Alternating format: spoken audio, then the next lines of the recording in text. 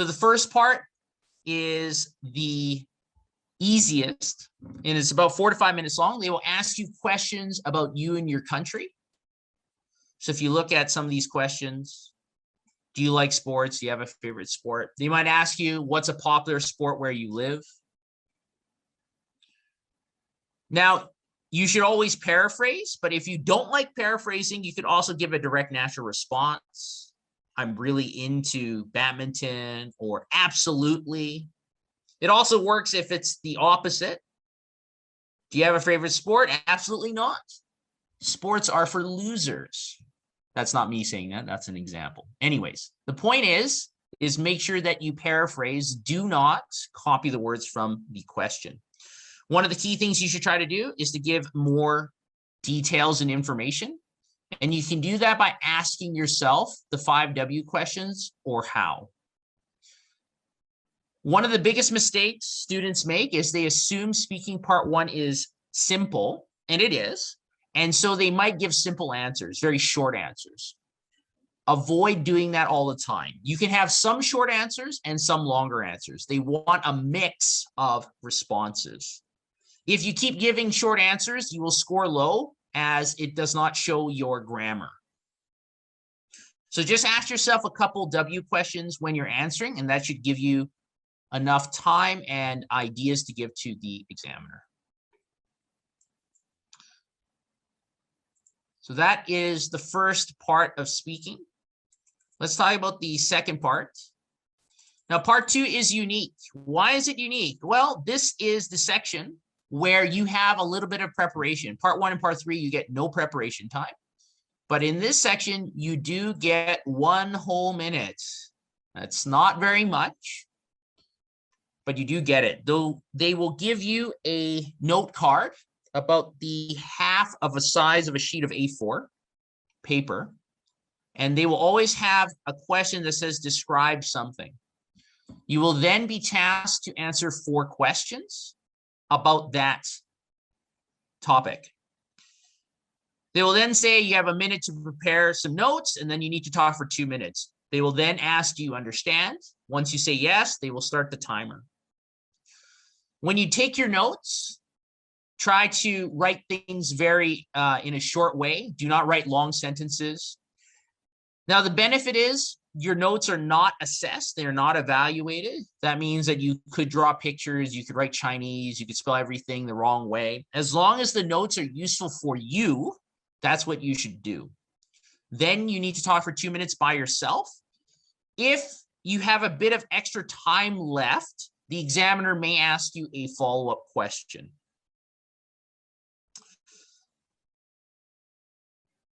Try to describe and explain well. This is really pivotal, since in part 1, they keep asking you different questions, but in part 2, they do not. So it's your job to describe better. Try to use topic-specific vocabulary. This is a key thing in all parts.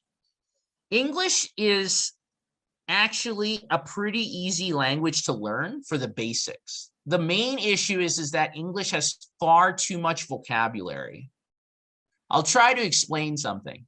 The word people you can use in any situation. But I want to ask you, what topic-specific word would you use for the word people if they're on the bus or the MTR? Let me know in the chat room. What would you use instead of the word people? Passengers. Thank you, Harmony. There's another one.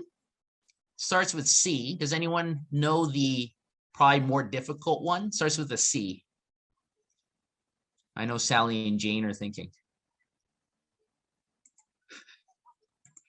Do you know the one that starts with C? Customer? Well, technically, I guess if you're on the MTR, you're a customer. Technically, you would be a commuter.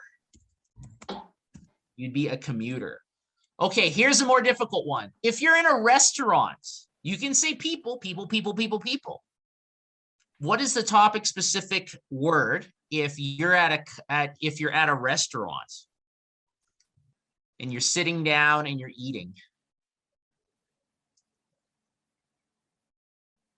Guest. Guess is pretty general. I like that. Diner, a harmony, got 2 for 2. Yeah, diner. You are a diner. So this language you can only use in those specific situations. And that's why it's very difficult to score well in the speaking and writing portions of the exam for vocabulary, because you could use people for everything. I saw a bunch of people at the restaurant. I saw a bunch of people on the bus. I saw a bunch of people at the store, at the hospital, all correct. But you cannot score that high because it is not specific. So very good. Thanks for that, especially harmony. Last thing here that I'll mention, organize your speech well, because you're speaking for 2 minutes. It's much more important, critical, essential, crucial to have sequencing and linking words. So if you say, secondly, this, lastly, something else, on top of that, here's another thing, you want to use a lot of those linking words. And let's get to the last part. So part 3 is like part 1. It's about 4 to 5 minutes long, except it is much more complicated. So in part 1, they might be asking you about your favorite book, but then they might ask a question that's very difficult about books. So if you look at this, do you think people's shopping habits will change in the future? That is a lot more difficult than what is your favorite store? And due to that reality, one of the main things that they will be looking at is your support and explanation. Try to add very specific examples, and it is expected that your answers are quite long. They might be anywhere between 30 seconds to a minute long sometimes. A more complex concept requires more explanation, and that's very normal and typical.